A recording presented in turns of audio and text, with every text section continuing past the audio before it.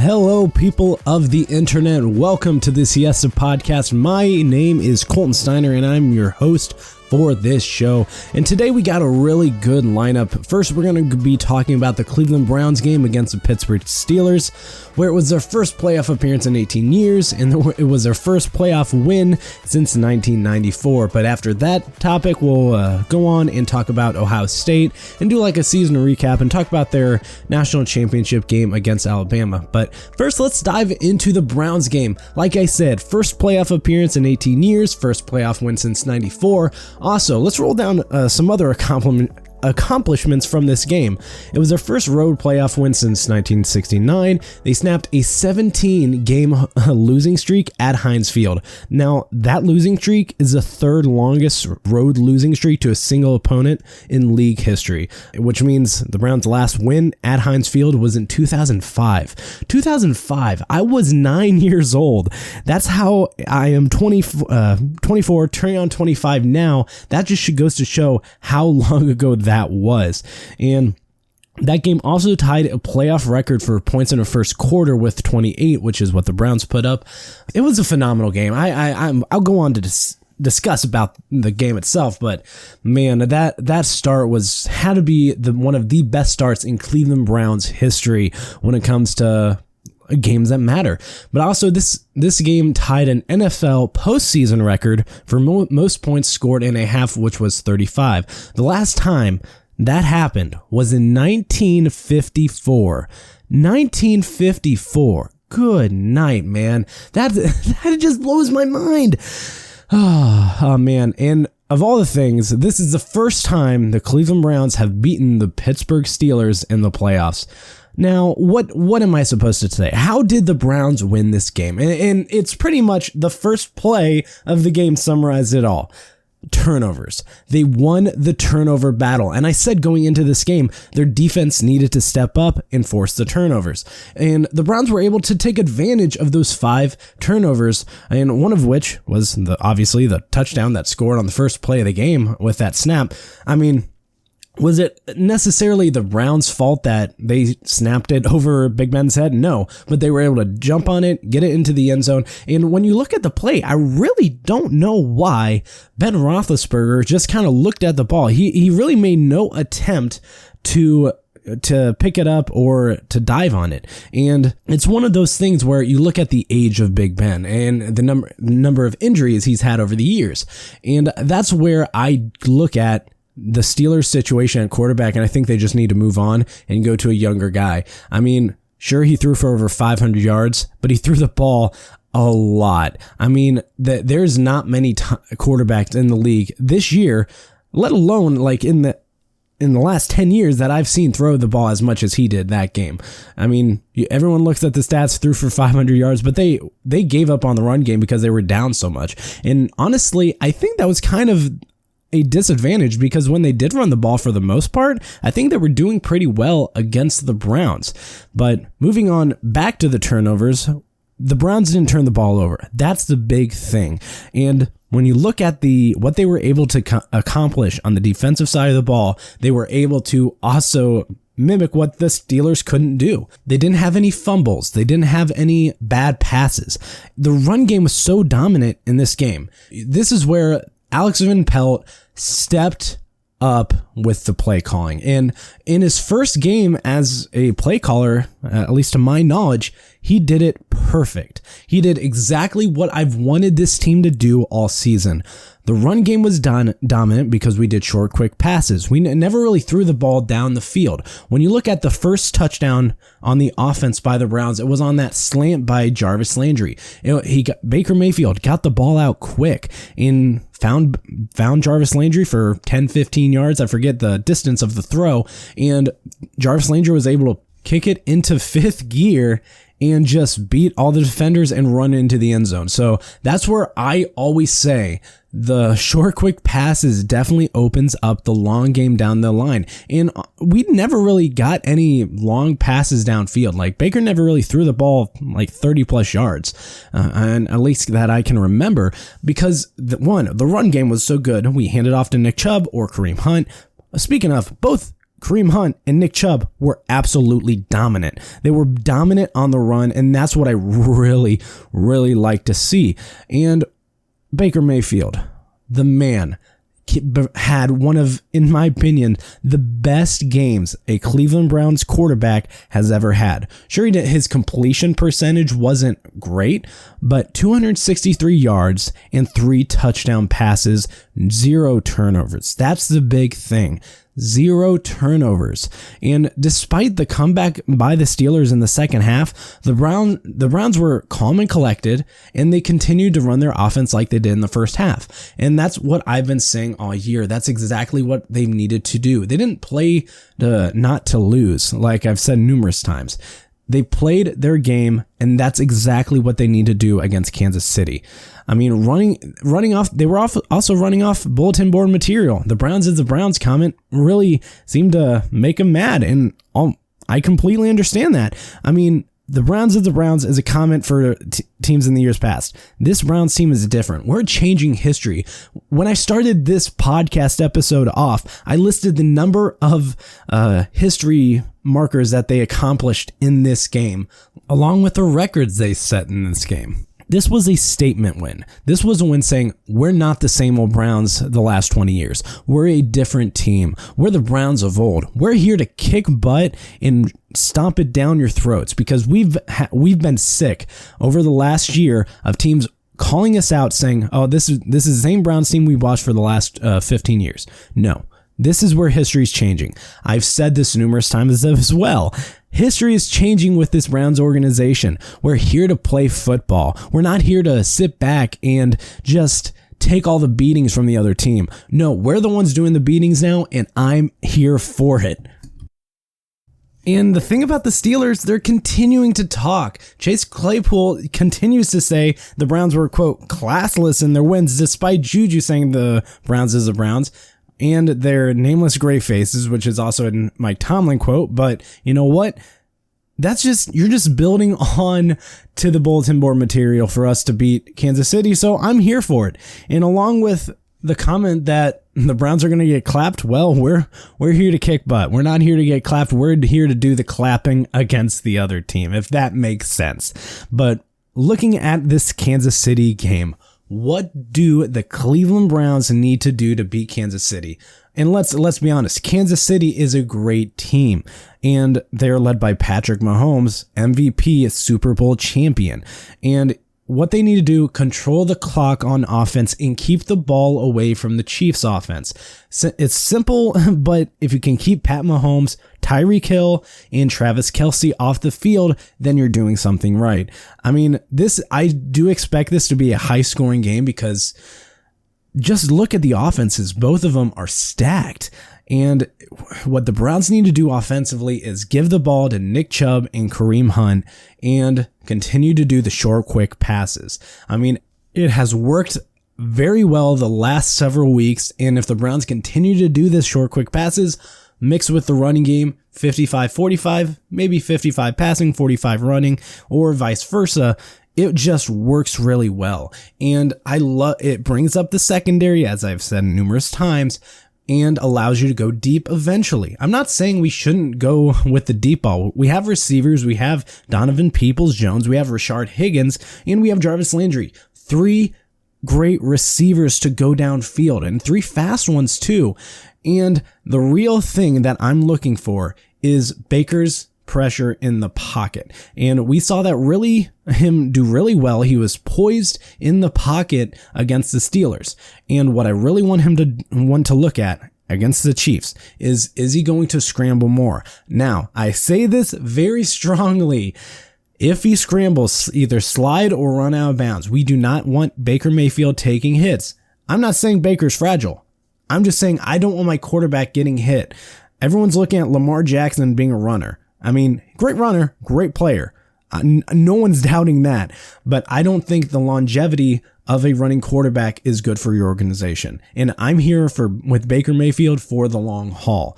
Now, I love running the ball. I love Nick Chubb and I love Kareem Hunt. But which one should we give the ball to more? And in this game, I would say Kareem Hunt maybe. And it all depends on who comes out with more fire. I mean, you look at a couple weeks ago, the first time, like at the end of the season when we played the Steelers, Kareem Hunt wasn't able to get much on the ground. With that said, the next game Kareem Hunt played, he did extremely well. And I honestly wish we would have given him the ball more. It's all kind of a game-based operation, in my opinion. Which running back is going to get more yards? And when I look at Kareem Hunt in this game, I think he will be running angry. This is the team that let him go. This is how the Browns were able to get him. And I think he loves playing in Arrowhead Stadium, and I think he'll have a great game, which is why I would like to see us give him the ball more to start off the game. And if that doesn't work by chance, then obviously go to Nick Chubb. But if one running back is doing really well and the other one isn't, can stay with the running back that is doing well. And also, looking at the defensive side of the ball, we have to create as much pressure as possible.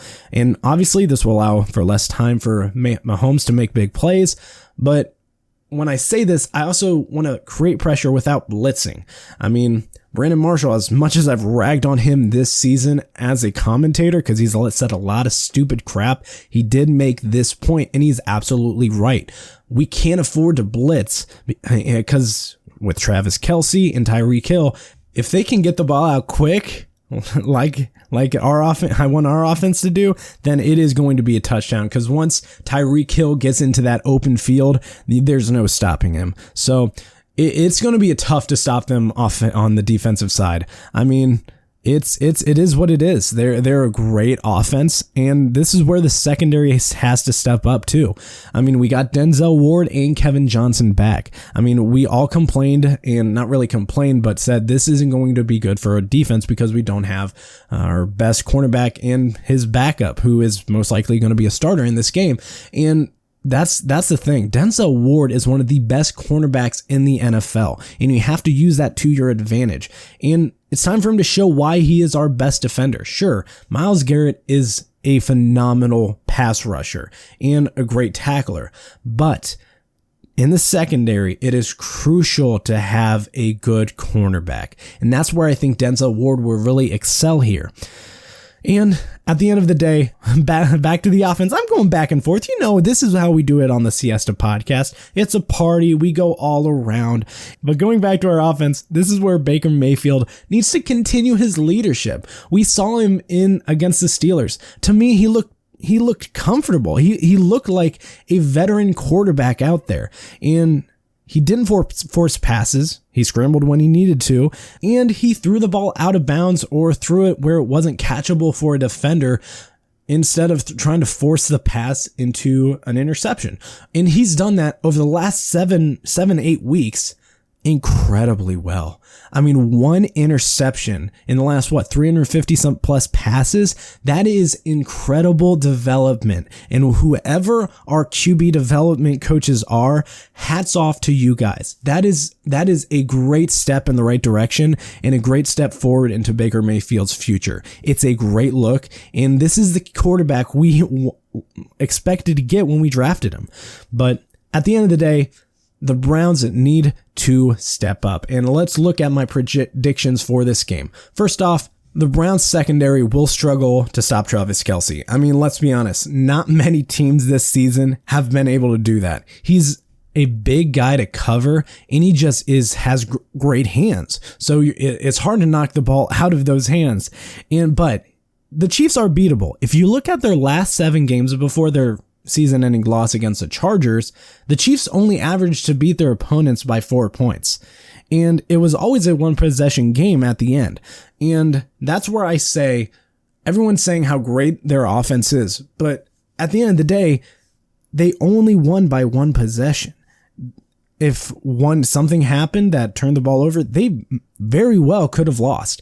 And that's where I'm saying we need to take advantage of their misfortunes. Say that they turn over or forced a punt. You got to go down there and score, okay? Because you can't make mistakes in a game like this one.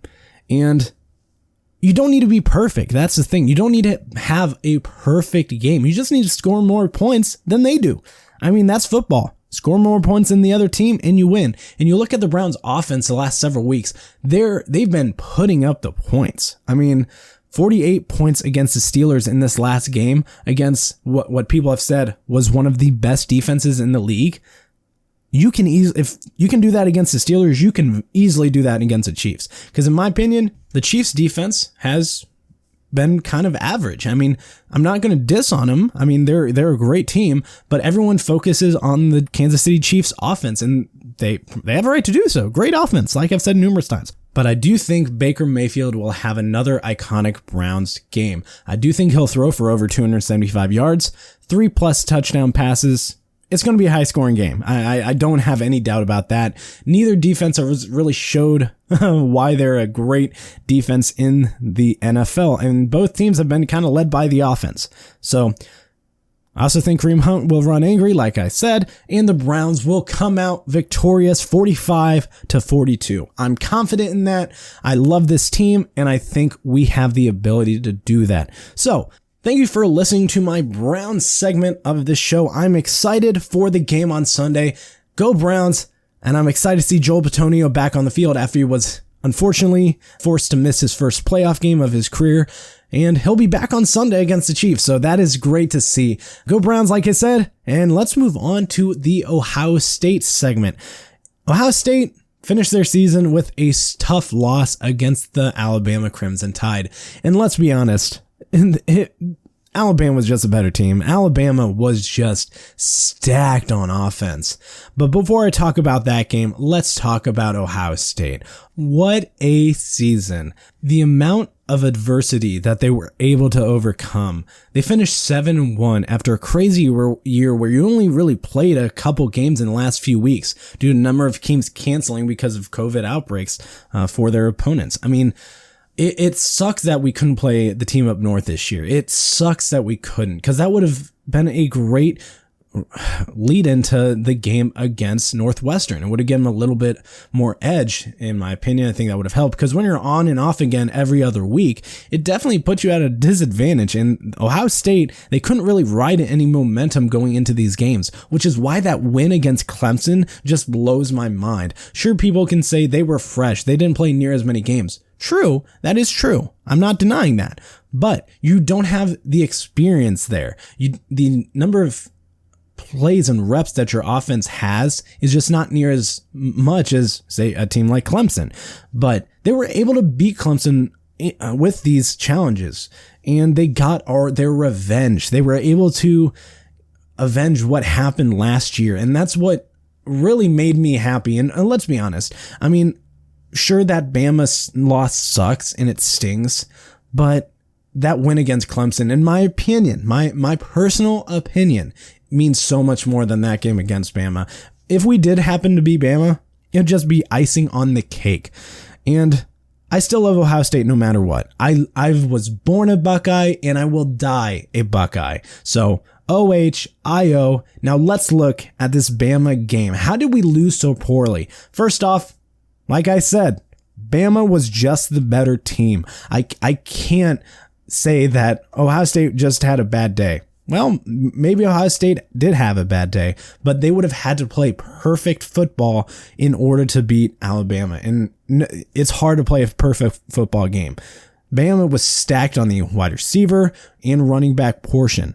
And when you look at Alabama, they were able to attack Ohio State's weaknesses. I mean, we couldn't stop their air game, and missing Tommy Togiai was a bigger loss than what we thought. That pass rush just wasn't there, and we couldn't get to the quarterback. And when we did get to the quarterback, we were able to get a fumble. But aside from that, we really weren't able to get any pressure, and that's where they were just able to take advantage of our weak secondary, and it was just abysmal. I mean, our secondary was abysmal. They were not good at covering players. They continued to lead Devontae Smith wide open. He's the Heisman Trophy winner, and you let him wide open numerous times. I mean, this is where the lack of experience kind of just rails on you a little bit. And I think they weren't prepared to play a player of that caliber. I also think that this Alabama offense may be one of the most toughest offenses in the history of college football. I mean, you look at what their roster has. Devontae Smith, one of the few wide receivers to ever win the Heisman Award, and Najee Harris, just a phenomenal and elusive back. He didn't have many yards because their pass game was doing so well, but when he was able to catch the ball, he just abused Ohio State and just forced them to miss tackles. I mean, you look at Ohio State, the number of missed tackles they had in that game. I wish there was a stat that kept track of how many missed tackles a team had, because that is one category Ohio State let in. But let's look at Alabama. Devontae Smith, he is fast and talented. He's going to have a great NFL career. One of the best wide receivers I've seen at the college level. He'll just excel at the next level. If I had to predict where he'd end up or where's the best place for him to go, I think the Jets are the perfect team for him to wind up in. And let's look at their offense. They have no weapons for their quarterback. Sure, Sam Darnold isn't the greatest quarterback, but you have to look at his weapons. He has no one to throw to. So throw Devontae Smith in there, and there you have a fast, talented receiver where you don't need to have him run downfield. You can just have him run quick slants, or quick little comeback routes, drag routes, screens, stuff like that. And you don't need an offensive line to protect you for that long. I mean, obviously they need to draft an offensive lineman, but they have numerous picks for that, or they could try and trade for one. So it's one of those things, if you're looking at the NFL, he's the perfect situation to wind up for the Jets. They don't need a quarterback. After Trevor Lawrence, he's going to the Jacksonville Jaguars. No quarterback on the board, I think, would really fit in that situation or really could do anything better than what Sam Darnold could do. So, but in the game against Ohio State, Devontae Smith had 12 catches, 215 yards, and 3 touchdowns. That's domination. I mean, in the last 3 games against Florida, Notre Dame, and then Ohio State in the national championship, he had a grand total of 34 catches, 529 yards, and 8 touchdowns. Oh my gosh. How many receivers do you know that have performed to that level? I don't know any. And it is amazing what he was able to do. Fully deserved the Heisman. And yeah. Going on to Najee Harris, their other back, he didn't have many rushing yards, like I said, but he took care of business when he needed to, and he forced Ohio State to miss, and he's going to be a dominant NFL player. And when you look at an NFL comparison, I truly think he's a Derrick Henry-like player. I think he's a first-round pick. He's going to be a great running back for a team that needs him. And it's going to be interesting to see which team picks him up because of the use of running back. I see maybe the Miami Dolphins pick him up because with Tua there, does have receivers there. They need to draft a wide receiver there, but I think they need to get a running back there primarily. But moving on to the quarterback, Mac Jones, I can't dog on him. He got the job done. He got the passes where they needed to go, got the ball out quick, but unlike the other two, I don't think he's a true starter in the NFL. I see him, if I had to compare him to a player, I have him being a similar comparison with A.J. McCarron, who never really panned out in the NFL or never really got a fair shot. But it's one of those things I could also see him being a Ryan Tannehill. And it's a hard thing to predict quarterbacks, man, because they're a hit or miss. They're 100% hit or miss. Dwayne Haskins, I thought he was going to be a great quarterback, but he couldn't stay out of the spotlight. He couldn't focus entirely on football, and that's where he pretty much lost his way. And hopefully he's able to control himself, get back under his feet, find a football team that'll let him play, and then so he can excel, because I truly think he is the NFL talent to excel. And I just, along with not being in a good situation in Washington to start off his career, and mix that with being a quarterback that is supposed to lead a team as a rookie or a second year, it just puts a lot of pressure on you. But I'm not defending his actions. He fully deserved to be cut, and hopefully this is a learning lesson for him to move on. But we're not here talking about NFL quarterbacks. We're here to talk about Ohio State quarterbacks, not former ones. And the current Ohio State quarterback is Justin Fields. And in this game, he struggled. You could tell he wasn't 100%. And people are like, well, he was able to perform so well against Clemson. I truly think the only reason he was able to do so well was because of the adrenaline. I mean, you're winning. You're riding high. I know that feeling. I've played sports before. I've had adrenaline where you just push past the injury, and then once the adrenaline winds off at the end of the game, you're just in pain. And I think this is one of those situations. He couldn't really throw the deep ball anymore, and he just wasn't near as accurate as he was the last season. I mean, you could tell that he couldn't really throw the short, quick passes accurately either. A lot of times the receivers had to go up to make the catches, and he would have had to play a perfect game in order to beat Alabama. That's the thing. I mean, for a guy that had probably a cracked rib or something, I don't know what injury he even had with a shot he took against Clemson, but he was definitely hurt going into this game. Would have had to play a perfect game, but with that said, he's still one of the best Ohio State quarterbacks I have ever seen. Now, here's the biggest question to ask for Justin Fields now that we look forward to his future. Should he stay at Ohio State or enter the draft now? And in my opinion, I may be a little bit biased, just a tad, because I want to watch Justin Fields in the scarlet and gray for a full season, but I think he should stay one more year at Ohio State, and here's why. First off, it'll help build his draft stock. I mean, right now, he could possibly go in the top 10, but I don't think any of the teams in the top 10 need a quarterback right now. So if you're looking at next year, if he can play a year of football, avoid injury, that is definitely a risk you take staying another year, avoid injury, build up your draft stock, then I think he could be a much higher pick if he waits the one more year. But also, he gets out of the Trevor Lawrence shadow. I mean, in the last 2 years, he's really just been in Trevor Lawrence's shadow. Trevor Lawrence, great player. I'm not dissing on him, but Justin Fields has had to live up to that expectation. And if he stays one more year, he's able to get out of that shadow, pretty much be his own image, and no one's comparing him to anyone else. Everyone's like, do you want Trevor Lawrence or Justin Fields? And sure, you're going to get that next year, but he's been getting for the last 2 years. And I think if he stays one more year, he's able to get out of that shadow and be the player that we know Justin Fields can be. So that's another reason why I think he should stay another year, but also it'll actually benefit him playing a full season. I mean, we only saw him in 8 games this year, and if he stays one more year, most likely we'll get a full 12-game season next year, along with bowl games, championship games, whatever, but it'll definitely benefit him if he stays a full season so he can rack up the stats, and it just looks better because you play more teams and you possibly just build a better draft profile for yourself.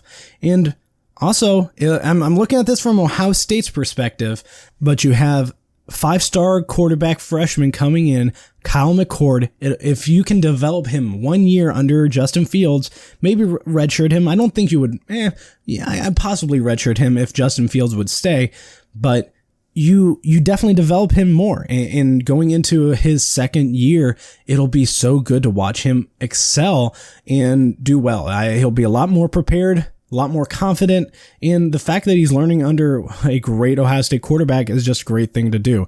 But yeah, Justin Fields struggled in that game up against Bama, but it didn't come without the loss of his running back, Trey Sermon. And Trey Sermon got hurt on the first play of the game. That's where you can tell that Ohio State, the luck was just against Ohio State in this one. Lose your number one running back who has just dominated the last 2 weeks for you and helped you win games.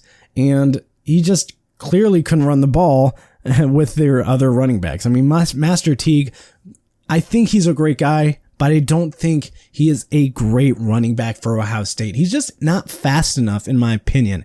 When he's trying to get the edge, he just doesn't have the speed that Trey Sermon has or what J.K. Dobbins had when we had a J.K. last year. And we couldn't score a touchdown even after the targeting call set us up inside the 10-yard line. And then we had to settle for a field goal. And when you're playing Alabama and they're scoring touchdown after touchdown, you can't really settle for field goals. You have to score touchdowns. But looking at next year, that was a tough loss. Hopefully we can get back there and get some revenge on Alabama, even though it isn't really a revenge game. I just like to beat Bama. I mean, who doesn't want to beat Bama? They're the people everyone wants to beat. Everyone wants to play them. We want them on our schedule. We want to kick their butt. But looking at next year, Ohio State has to build on the defensive side. Secondary definitely needs to improve. Shaun Wade, who has just declared for the NFL draft, I thought he should have stayed another year to play safety and not corner, because he's not built to play cornerback. He got exposed so poorly against Alabama in numerous times this season. I think he actually hurt his draft stock by staying another year and playing cornerback instead of safety. And if he would have stayed one more year, played safety, I think Ohio State would have done a lot better against the pass game. But the defensive line will have to be better. We're going to lose some players to the draft and lose some players to graduation, but we got to create more pressure next year. We got to create more pressure without blitzing, and that'll help the secondary in the long run. I mean, secondary can't allow wide receivers to get open so many times like they did against Alabama. I mean, it includes knowing how to play zone defense and not allow open spaces, and having good communication among your other cornerbacks and safeties. So that's definitely a great thing that Ohio State needs to improve on, needs to look at going into next year. How can we be better against the pass? Because they've really got exposed so many times this year. I mean, Indiana, they were able to almost come back and beat Ohio State because they found out how to beat our secondary. In Alabama, look at what they were able to do. They were able to recognize that very early and say, you know what, Ohio State's secondary just isn't that good. Let's attack it. Let's expose them for what their weakness is. And they did that. And that's why Ohio State wasn't able to stop them offensively, because we weren't prepared to play the offense that they had. But wide receivers are phenomenal weapons that we have. We have great wide receivers. Chris Olave most likely will enter the NFL draft, which I don't blame him. He's going to be a first round pick. I mean, I see him going possibly first round, but easily second round. But we're going to have great wide receivers next year. And if we can exploit the defenses by using our great receivers with short, quick passes, open up a long ball so we can throw it downfield, that's going to be phenomenal. And it'll be a great year next year. We have so many weapons coming in and that are staying. I mean, I am confident this team will be in the college football playoff next year because we have so much talent. And I love this team. And I truly think we are one of the best teams in college football. We have one of the best coaching staffs. And let's just say it at the end of the day, since we're closing off the 2020-2021 college football season, time and change will surely show how firm thy friendship. Oh, hi. Oh, that gives me chills anytime I listen to that. Good old Carmen, Ohio never gets old. It's just so good that Ohio State does it after every game, if you guys aren't aware. And it gives me a smile. It just gives me chills every time. But thank you guys for listening. Make sure to follow and subscribe on Spotify, Apple Podcasts, and Google Podcasts, and of the other platforms that we are on. And hopefully you guys have a great week. I will see you guys next week with the Siesta Podcast. Thank you guys for listening, and I'll see you guys next time. Bye!